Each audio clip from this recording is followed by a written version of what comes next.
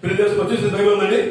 అయితే దేవుడు మాత్రం ఏమన్నాడంటే, అందుకు దేవుడు ఏమన్నాడు స్తోత్రం, నా సేవకుడు యోబు యథార్థవంతుడును న్యాయవంతుడై దేవుని యందు భయభక్తులు కలిగి చెడుతనము సరించేవాడు, ఆ మనుషుని వంటి వాడు ఎవడూ లేడు. అతని సంగతి నీవు ఎప్పుడైనా ఆలోచించవా అని అడుగుగా అపవాది యోబు ఊరకయే దేవుని యందు భయభక్తులు కలిగి ఉన్నాడా? నీవు అతని ఇంటి వారిని అతని కలిగిన సమస్తమును చుట్టూ కంచె వేసావు కాదు.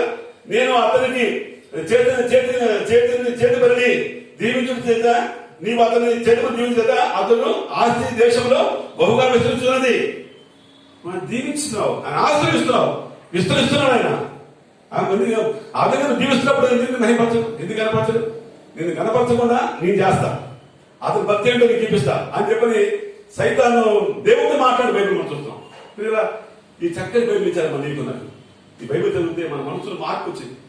ముఖ్యమంత్రి కావచ్చు, ప్రధానమంత్రి కావచ్చు, పరిపాలన అధికారులు ఎవరైనా సరే ఖచ్చితంగా బైబిల్ చదవగానే మనలో ఒక ఫీలింగ్ వచ్చింది, అయ్యో సృష్టికర్త దేవుడు నిన్ను మర్చి మేము ఇష్టాన్ని తీరుస్తున్నామా? సైతాన్ని బానిసలైపోయి ఈనాడు నీ మహిమను నీ ప్రభావం ధరించిన మేము నేను గణపడలేకపోతామంటే ఎంత అజ్ఞాన ప్రభావాన్ని క్షమాపణ కోరుకుంటారు. పిల్లరా బైబిల్ చదివే అవకాశం లేకుండా పోయింది. చదవడం సైతం బైబిల్ చదవడం ఏ కాడి ఉద్యోగం చదువు బాగా చదవాలి, మంచి ఉద్యోగం కావాలి, మంచి ఆనరబుల్ లైఫ్ జీవించాలి. మా ఇల్లంతా కూడా ఏసీతో బంగారంతో మా కార్లు బంగారంతో ప్రయాణం చేసుకోవాలి. అటువంటి ఆలోచనతో ఈ లోకం నుంచి మానవుడు జీవిస్తున్నాడు. అవును కదండి, అటువంటి స్థితిలో ఉన్న ఈ లోకం కదా. మరి ఈ లోకంలో సవాల్ ఉంది. నీకు ఎంత బంగారం అంటే ప్రయోజనం ఏమిటి? నీకు ఎంత వెండి ఉంటే ప్రయోజనం ఏమిటి? ఎంత ఆస్తులు కోటి రూపాయలు వైభవమైన భోజనం తింటే ప్రయోజనం ఏమిటి? నువ్వు దేవుని దృష్టిలో నేరస్తులు అయితే, నువ్వు దేవుని దృష్టిలో బాధలు అయితే, దేవుడు నీ సైతాన్ని వద్దకొచ్చి నీతో పోరాడుతున్నప్పుడు, నిన్ను జయించినప్పుడు నీవెంత గొప్పవాడైతే దేవుడికి ఏ మహిమ వచ్చింది? దేవుడికి ఎక్కడికి వచ్చింది? దేవుడికి వచ్చే మహిమ, దేవుడికి వచ్చే గంట శ్రేష్టమైనది. దేవుడికి నేను తెలుసుకోకనాడు, దేవుడి వద్ద రాకినాడు. అనేక మంది పిల్లలు, యవనస్తులు, బిడ్డలు వేలాది మంది పోతారు, వేలాది మంది అజ్ఞానైపోతున్నారు. పిల్లలు వేలాది మంది యవనస్తులు చదువుకున్న పిల్లలు కూడా ఈ వ్యసనానికి బానిసైపోయి మరి అనవసరంగా దేనికి పరిణాన్ని అనాథులు వస్తున్న వారు మనం చూస్తున్నామండి. అటువంటి లోకంలో మరి సువార్త మనం చెప్పాలి, మన బాధ్యత అనుకుంది. పిల్లలు మనం చెప్పాలని సంబంధించాలి కాబట్టి క్లుప్తంగా కొన్ని మాటలు మాత్రమే ఎప్పుడు తెలిసి నీకు గుర్తు చేసుకుని ఈ సమయం నాకు ఇస్తాను చేసుకుంటున్నాం. మరి ఎస్సీ పాత్మర్ గారి ముందు నేను పెద్దవాడిని కాదు. ఇందుకోసం అంటే ఆయన పరిచయం వేరు, ఆయన తలంపులు వేరు, ఆయన ఆలోచన వేరు. ఎక్కడ తమిళనాడండి, తమిళ మాట్లాడతారు, ఆంధ్రప్రదేశ్ ఏం మాట్లాడుతారు, తెలుగు మాట్లాడతారు. మరి ఇక్కడ మనం తెలుగు మాట్లాడుతుంటే ఆయనకు అర్థమైద్దా? అర్థం కాదు. ఆయన తమిళ మాట మనకు అర్థమైందా? మనకు అర్థం కాదు. అయితే మరి ఆయనకున్న తప్పనేంటి? ఆంధ్రప్రదేశ్ స్వాతంత్రించాలి, నేను ఆంధ్రప్రదేశ్ లో దేవుడి రాజ్యము స్థాపించాలి, దేవుడి రాజ్యంలో అందరూ ప్రవేశించాలి అన్నటువంటి తపనతో ఆయన తెలుగు నేర్చుకోగలిగాడు. ఏమండి, ఇంత చక్కని వాక్యం చెప్పగలుగుతున్నాడు, చక్కని రిఫరెన్స్ చెప్తాడు. ఆయన నాకు ఆత్మ వేసింది. ఇప్పుడు ఇన్ని మర్మాలు కూడా గ్రంథం వచ్చావే, ఆయన ఎలా తెలుగు తెలియపరుస్తున్నాడు. యెషయా గ్రంథంలో కానీ, హోషేయ గ్రంథంలో కానీ, ఏ గ్రంథాలు ఎవరెవరు దేవుడు ఎలా ప్రవచించాడు, ఎవరెవరి దేవుడు ఎలా వాడుకున్నాడు, అవన్నీ కూడా రిఫరెన్స్ చెప్తుంటే, ప్రభా తెలుగులో మేము పుట్టి పెరిగింది, తెలుగులో పుట్టి పెరిగాం, మరి మాకు రానటువంటి మర్మాలు బైబిల్ చదువుతాం కానీ మాకు అర్థం కాలేదు. మరి నీ కుమారుడు ద్వారా ఇన్ని చక్కని మర్మం మాట్లాడుతున్నావు అని చెప్పని నేను దేవుడికి థ్యాంక్స్ చెప్తాను అన్నమాట. దేవుడికి కనపడతాం మహిమ. కాబట్టి విశ్వాసం ఎదుగా దేవుడికి చక్కటి ఆశిస్తున్నాను. మరి దేవుని మహిమ మాకు ఇచ్చాడు. ఆయన నీకు మహిమనిచ్చాడు, నాకు మహిమనిచ్చాడు. దావీదు మాట అదే, నరుని జ్ఞాపకం చేసుకుని వాడు ఏ పాటి వాడికి ఎందుకు మహిమనిచ్చావు, వాడికి ఎందుకు ప్రేమ చేసావు, ఎంత వైభవంగా వాడిని ఎందుకు ప్రేమిస్తున్నావు, ఇవన్నీ నువ్వు ప్రేమించలేక, ఇవన్నీ ప్రేమించి నరుని ఎందుకు ప్రేమిస్తున్నావు నువ్వు అని దావీదు మాట మనం చదువుకున్నాం. మనం చూసినట్టు ఇక్కడ మన ఇంకో మాట ఉందండి. యెషయా గ్రంథం చూస్తున్నాం, యెషయా గ్రంథము 42వ అధ్యాయం చూస్తున్నామండి. ఏమంటే యెషయా గ్రంథం దేవుడు మాట్లాడుతున్న మాట ఏమని మాట్లాడుతున్నాడు? యెహోవా నాకు నేనే. యెషయా గ్రంథము 42వ అధ్యాయము 8వ వచనం, యెహోవా నాకు నేనే, ఇదే నా నామము, మరి ఎవరికి నా మహిమను ఇచ్చేవాడు కాను. ఎంత గొప్ప దేవుడు! నా మహిమను ఎవరికి పొందినో?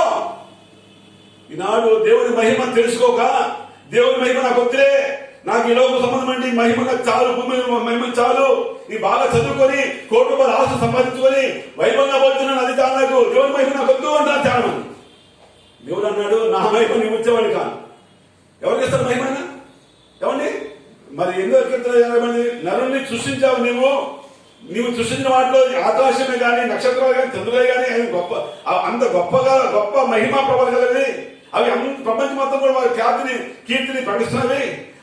అంత గొప్ప వాటిని ప్రేమించలేదు, ఈ నరుని ప్రేమించావు నీవు అని చెప్పినాడు దావీదు చదివిన వాక్యాలు 8వ అధ్యాయంలో. అటువంటి ఆ దేవుడికి రమ్మన్నాడు, నా మహిమను నేను ఎవరికి ఇచ్చేవాడిని కాదు.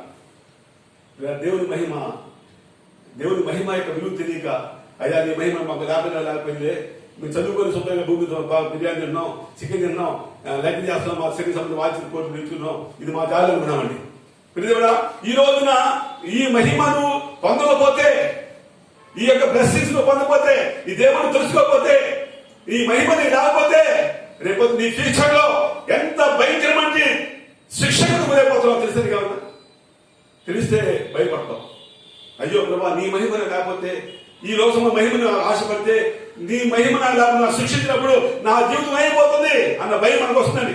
అటువంటి శ్రేష్టమైన వాక్యాన్ని ప్రియుల ఈ రోజున దేవుడు నీతో నాతో మాట్లాడుతున్నాడు. చూడండి, నా మహిమను నేను ఎవరికి ఇచ్చేవాడిని కాను. కానీ దేవుని ప్రేమ ఎందుకు మహిమకి ఇవ్వడు?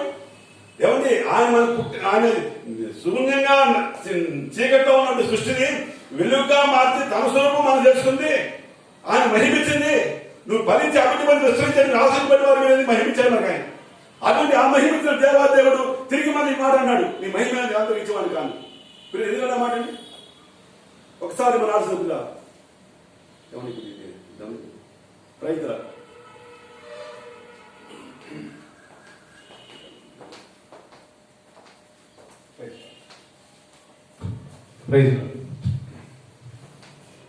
ఇంత శ్రేష్టమైన మహిమ కాబట్టి స్వతంత్రంగా మరి దేవుడిని తెలుసుకోకపోతే మనం మహిమ లేకుండా చూస్తామండి.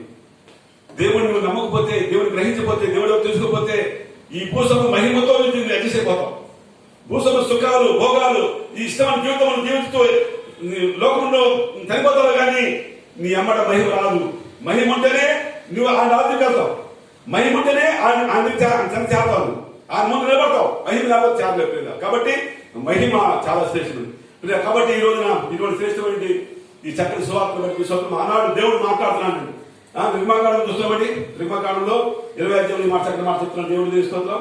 20 అధ్యాయం చూస్తున్నాడు, ఏమవుతుందండి ఇక్కడ 19 అధ్యాయం అండి. 19 అధ్యాయమును అట్లాగే 9 చూస్తున్నాము. యెహోవా మోషేను చూచి, ఇదిగో నేను నీతో మాట్లాడినప్పుడు ప్రజలు విని నిరంతరము నీ యందు నమ్మిక ఉంచినట్లు నేను కారు మబ్బులలో నీ వద్దకు వచ్చేదను చెప్పాను. మోషే ప్రజల మాటను యెహోవాతో చెప్పాను. ఈ రోజున దేవుడు నీ మధ్యకు వచ్చి, ఇజ్రాయెల్ ప్రజల మధ్యకు వచ్చి నిన్ను మాట్లాడుతున్నాడు. వారిని తెలుసుకోవాలి, నా మహిమ ఏమిటో వారు తెలియాలి. నేను వారిలో డిసిప్లిన్ కోరుతున్నాను, హోలీనెస్ కోరుతున్నాను, వారిని నేను పరిశుద్ధి కోరుతున్నాను. నేను వారిని నేను పరిశుద్ధి కాబట్టి వారిలో పరిశుద్ధి ఉండాలి, కాబట్టి నేను వారితో మాట్లాడాలి అని చెప్తున్నాడు దేవుడు. నీకు చెప్తున్న మాట దేవుడు మాట్లాడుతున్న మాట అండి. ఈ మాట నీకు నాకు భూమి మీద ప్రతి ఒక్కరికి అవసరము. ఈ మహిమ నాకొద్దు, ఈ బైబిల్ నాకొద్దు, ఈ స్వార్థ నాకొద్దు, లోకం నాకు కావాలి, సైతాన్ కావాలి, నీకు ఈ పుష్పభోగం కావాలా? రేపొద్దున నీవు ఈ లోకం జీవిత యాత్రలో నీవు నా మహిమ నీలో జీవితమయ్యా దేవుడిని అడుగుతాడు. నీకు మహిమించాను, మహిమా కిరీటంతో ధరింపజేశాను, నిన్ను అన్ని విషయాల్లో నీకు కీర్తిగంత మహిమ ప్రభావం ధరింపజేశాను. ఏది ఆ మహిమ ఏంటి, ఆ కీర్తి అది అని దేవుడిని అడుగుతాను. ఏం సమాధానం చెప్తావు నువ్వు? ఏం సమాధానం చెప్తావు? దేవుడి ప్రేమ ఇప్పుడు ఎంత ఒకటే ప్రేమ అంటే ఆయన ప్రేమ. ఆయన పర్వతం మీద నుండి మాట్లాడుతున్నాడు. ఇవి చూసినట్టే 18వ చూస్తున్నాడు. 18వ నిర్గమకాండం 19వ అధ్యాయము 10వ. యెహోవా అగ్నితో సీనాయి పర్వతం దిగి వచ్చినందున అంతయు ధూపమయమై ఉండెను. దాని ధూపము కొలిమి భూమి ధూపమై లేచెను. పర్వతమందు మిక్కిలి కంపించెను. బోరత్వని అతని అంతకంతకు బిగ్గరగా మ్రోగాను. యెహోవా మోషే మాట్లాడుతుండగా దేవుడు కంఠస్వరము చేత అతనికి ఉత్తరం ఇచ్చాను. దేవుడు మాట్లాడుతున్నప్పుడు, పర్వతం మీద మాట్లాడుతున్నప్పుడు భూమి కంపించిందండి. పర్వతం కంపించింది. అగ్నిగంధకములు, అగ్ని జ్వాలలు చూసారంట. వాడు ఎందుకు మీతో మాట్లాడుతున్నా? నేను పరిశుద్ధి కావాలి, నేను పరిశుద్ధి కదా. ఆకాశ వాడిని పూజ సృష్టిగా దేవుని పరిశుద్ధిని మీరు పరిశుద్ధి కావాలి. అందుకోసమే నేను మీతో మాట్లాడుతున్నాను అని దేవుడు మాట్లాడుతున్న మాట ఇంకా మాట్లాడు చదవండి బయట మీకు దయచేసి మీకు తెలుస్తుంది కదా ఏమండి. కాబట్టి అగ్నితో సీనాయి పర్వతం మీద దిగి వచ్చినప్పుడు అంతయు ధూమమయమై ఉండెను. అప్పుడు ఇప్పుడు ఎప్పుడు కూడా ఎవరికి భయం అమ్మా? ఎవరికి భయం అయ్యా? దేవుని ప్రేమించే భయం ఉండదు. నేను పరిశుద్ధి కాబట్టి నువ్వు కూడా పరిశుద్ధంగా ఉండు అన్నాడు ఆయన. నువ్వు పరిశుద్ధంగా అనుకో, నువ్వు భయపడవు. నాలో పరిశుద్ధం ఉంది, నువ్వు కోరుకుంది నాలో ఉంది, మహిమ నాలో ఉంది, నీ దరిద్ర నాకు అలా ఉంది, అపో నేను అప్పగించలేదు నేను అన్ని నువ్వు ధైర్యంగా ఉంటావు. యోగుగా ధైర్యం ఉన్నారు కదా ఏమండి? యోగుగా ధైర్యం ఉన్నారండి.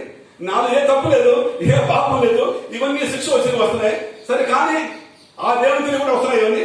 ఆయనకే మహిమ, ఆయన కనుక దేవుని మహిమపరిచాడు. ఆయన దేవుని కనపరిచాడు. ఏమి కాదు బైబిల్ ద్వారా నీలో మహిమ, నీలో గంత దేవుని చెందాలి. అందుకని ప్రభువుడు నా మహిమను నీ ఎవరికి ఇచ్చేవాడిని కాను. మరి ఎవరికి ఇస్తాడు ప్రభు? ఎవరికి ఇస్తాడండి? ఏవులాగా నిలబడిన వారికి ఇస్తాడు. సైతాన్తో వ్యర్థమాడిన సైతాన్ని గెలిచిన వారికి ఇస్తాడు. ఇచ్చిన మహిమను సైతాన్ దొంగిలించి వచ్చినట్టు సైతాను ఆ మహిమ ప్రభావం దొంగిలించి వచ్చినట్టు సైతాను మరి దొంగిలించుకోకుండా తనలో భద్రపరుచుకున్నాడు. యోగు గారు కాపాడుకున్నాడు, దాన్ని గద్దించాడు, దాన్ని జయించాడు. అంత శ్రేష్టమైన ఆ మహిమని కాపాడుకునే వారిగా మనం ఉండాలని చెప్పని ఈ ప్రసంగం కదండి. కాబట్టి దేవుడి పరిస్థితి కాబట్టి మన పరిస్థితిని జీవించాలి. కాబట్టి సొంతం ఈనాడు మరణం అనేది దేవుడు పెట్టింది కదా. ఆనాడు ఆదాము చెప్పారు ఈ పండుగ తినవద్దు చనిపోతాను దేవుడు. వాళ్ళు పండుగ చనిపోయారు వాళ్ళు. వాళ్ళతో పాటు మనం పెట్టు మనం చనిపోతాం. ఒక 70 పోతున్నాం, 80 పోతున్నాం, చనిపోతున్నాం. మనం చనిపోయేటప్పటికి ఏముంటారు? మనలో దేవుని మహిమ ఉండాలి, దేవుని ప్రభావం ఉండాలి. కాబట్టి దేవుడు అన్నమాట ఏంటి? నా మహిమను ఇచ్చేవాడిని కానీ ఇస్తాడు. ఏమికి కూడా దావుడికి కూడా ఏమని ఈ ప్రవర్తనకి ఇవ్వలేదా? మరి అందరికి ఇవ్వలేదా? కాబట్టి ఇటువంటి లోక జాతరలో ఈ విధంగా మహిమను పోగొట్టిన వాళ్ళు అనేక మంది ఉన్నారు. కాబట్టి ఈ మహిమ మళ్ళా తిరిగి రావాలంటే ఏ విధంగా తిరిగి వస్తున్నాను మరి చెప్పండి. ఏ విధంగా వస్తుంది చూసంటే ఈ రోజున నీవే సాక్షి అని చెప్పిన మాట ప్రకారం అటువంటి 40 చూస్తున్నామండి. యెషయా గ్రంథంలో దేవుడు చెప్తున్నాడు, నేను ఏర్పాటు చేస్తున్నాను అన్నాడు. చెప్తున్నాడు 48వ అధ్యాయము స్తోత్రం చక్కని మాట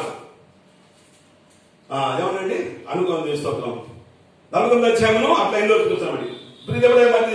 నా వాక్యం విన్నా నీతో నాతో ఎవరితో మాట్లాడతారే ఆయన మాట ఏ మాట? మనం పరిశుద్ధపరిచే మాట. మీ పాపాలు క్షమించి మిమ్మల్ని పరిశుద్ధపరిచి మిమ్మల్ని నా బిడ్డగా చేసుకునే మాట మాట్లాడుతున్నా నేను. ఇగో పర్వతం నుండి మాట్లాడుతున్నప్పుడు ఈ అగ్ని జ్వాలలకు లేకపోతే ఈ యొక్క ధూమములకు వీటి భయపడవద్దండి. మీరు ధైర్యం కావాలి, మీరు నాకు తెలుసుకోవాలి, పరిశుద్ధం నేర్చుకోవాలి, అందుకోసం మాట్లాడుతున్నాను అన్నాడు దేవుడు. అటువంటి ఆయన మాట ఎందుకు? మనం పరిశుద్ధపరచడానికి, ఆయన మహిమను మనం కాపాడుకోవడానికి. ఒక సైతాన్ని వచ్చి మన మహిమను మన ప్రభావం దొంగిలించడానికి వచ్చినప్పుడు, మనల్ని మోసపరిచినప్పుడు మన ధైర్యం నిలబడడానికి మహిమను వచ్చి మాట్లాడుతున్న దేవుడు మాట్లాడుతున్న మాట పరలోకము దిగి వచ్చి పండు దిగి వచ్చి మాట్లాడుతున్న మాట. మిమ్మల్ని పరిశుద్ధపరచాలి, మీరు ధైర్యపరచాలి. మీరు పాపం చేస్తే సరే మీరు క్షమించేవాడు ఉన్నా కదా, మీరు భయపడమాకండి అని ఎంత ధైర్య మాట మాట్లాడుతుంది దేవుడు మనతో మాట్లాడినా కదా. ఏమండి అటువంటి శ్రేష్ఠ మాటలు చూస్తున్నాం. ఇక్కడ చూసినట్టే యెషయా గ్రంథం చూస్తున్నాం 40వ అధ్యాయంలో ఎందులో చూస్తున్నాం. యెహోవా ఇలా సెలవిస్తున్నాడు, అనుకూల కాలమున నేను నీ మొర వింటిని, నీ మొర విని నీకు ఉత్తరమిచ్చింది. ఎంత శ్రేష్టమైన దేవుడు, ఎంత ప్రేమమైన దేవుడు. కాబట్టి అనుకూల సమయంలో నీ మొర విన్నాను, నీకు ఉత్తరం ఇచ్చాను.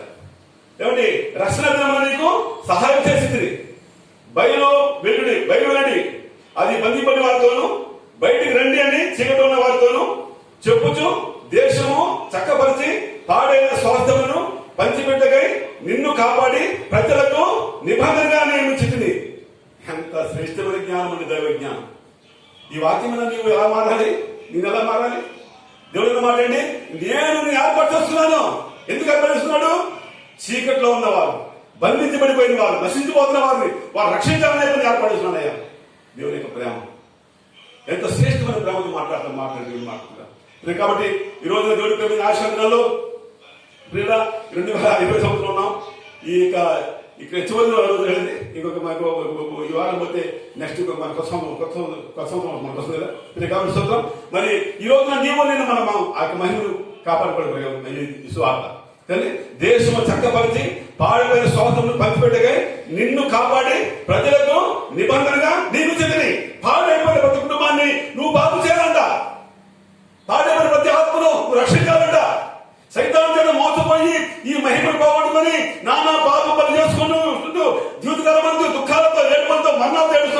ఆ చీకటి వారిని నువ్వు రక్షించాలంట.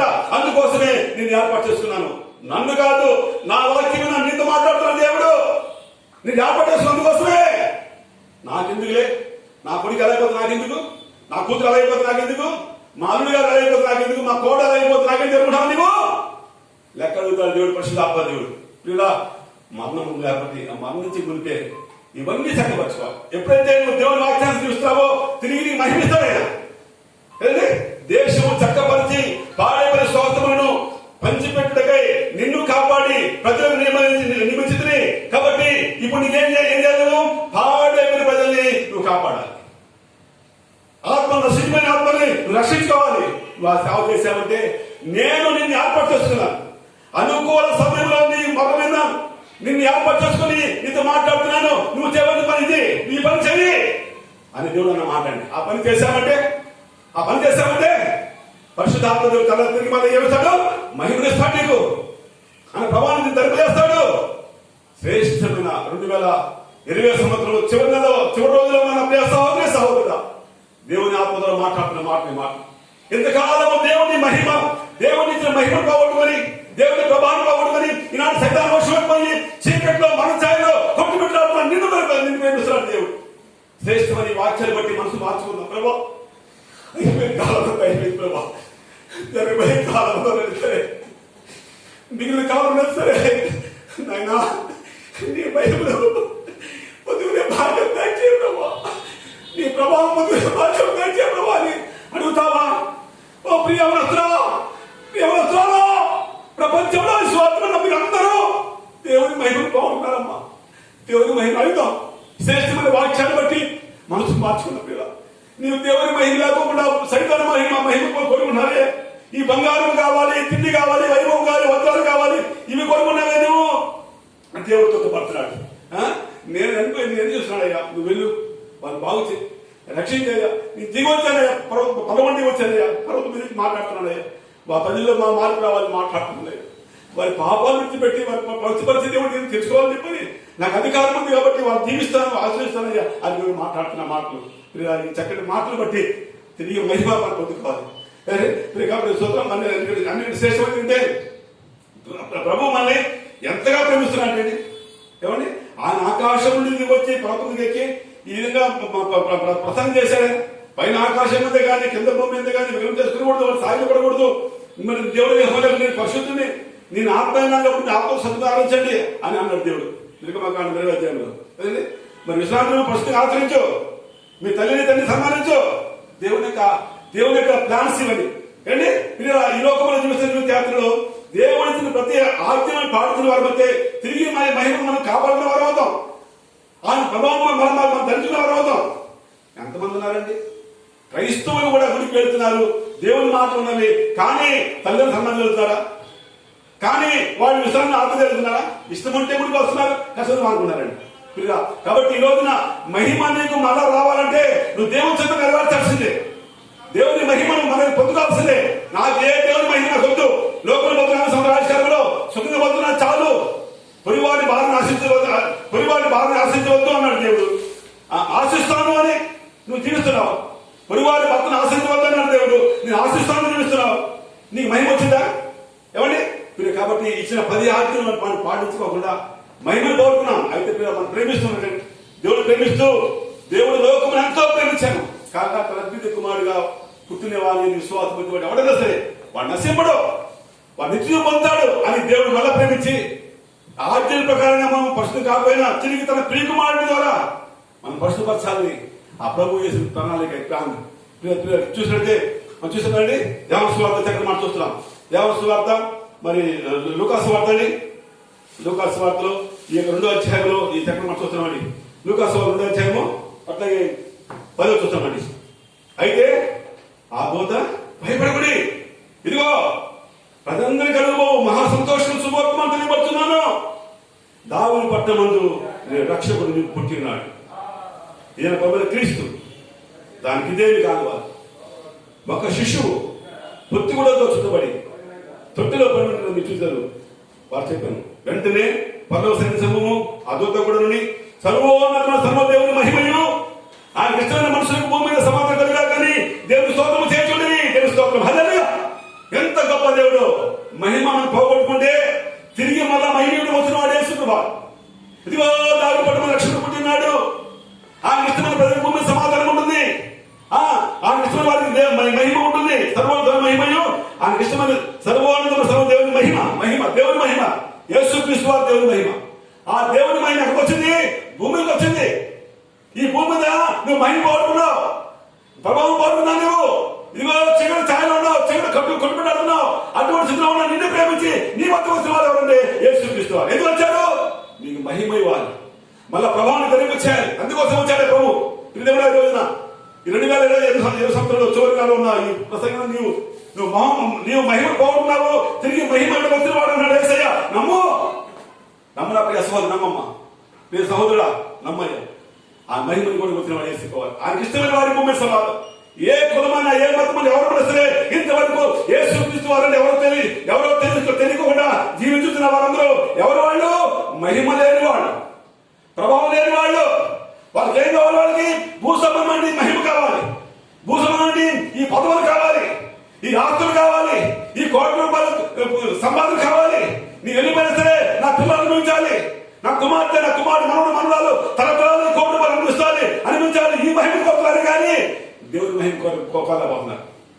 ఆ ప్రియ సహోదరి సహోదరుడా, ఈ రోజున ఈ చక్కని నాకు అవకాశం దేవుని మహిమ పెరిగాక. కాబట్టి ఎక్కడైతే ఈ వాక్యం ఉంటుందో, వాక్యం నుంచి పడుతుందో వారి మీకు మహిమ వాళ్ళు ఇష్టపడుతున్నారు. సర్వోన్నత స్థలం అంటే యేసుక్రీస్తు వారికి ఇష్టమైన జరిగితే నీ స్థలం ఏమైపోయింది? సర్వోన్నతంగా మారిపోయింది. ఈ స్థలం అయిపోయింది, మహిమ స్థలం మారిపోయింది. ఆ స్థలంలో పాపం లేదు, ఆ స్థలంలో వ్యభిచారం లేదు, తాగులే హక్కులే, అక్రమ సంబంధం లేవు, అప్పులు పాలు కాలేదు, రోగాలు పాలు కాలేదు, ఉన్న ఇల్లు అమ్ముకొని పారిపోలేదు. అవన్నీ కూడా అలా జరిగినవి కూడా మహిళ స్థలాలు, పాడేపల్లి స్థలాలండి. అటువంటి ఆ స్థలాలని ఏం చేయించాడు? ఏం చేయించాడు? ఆ స్థలాలు మహిళల స్థలం మార్చాలి, ఆ స్థలాలు సంబంధాలకు మార్చాలి అని వచ్చాడు నేను. కాబట్టి మీరు నాకు ఇష్టంగా జీవించేది అన్న యేసు తీసుకోవాలి. ప్రతి కూడా 80 సంవత్సరాలు బతికేదమ్మా. 80 సంవత్సరాల ఆయుష్కాలంలో నీవు మహిమను సంపాదించిన అవకాశం ఇస్తున్నాడు ఆయన ఈ సువార్త ద్వారా. నీకు మరణాన్ని మహిమ పొందుకుంటేనే, ప్రభావం పొందుకుంటేనే నీవు దేవుడి రాజ్యంలో నువ్వు చేరగలుగుతావు. దేవుడు రాజ్యంలో ఉండగలుగుతావు, లేకపోతే దేవుడి రాజ్యం ఉండలేవు.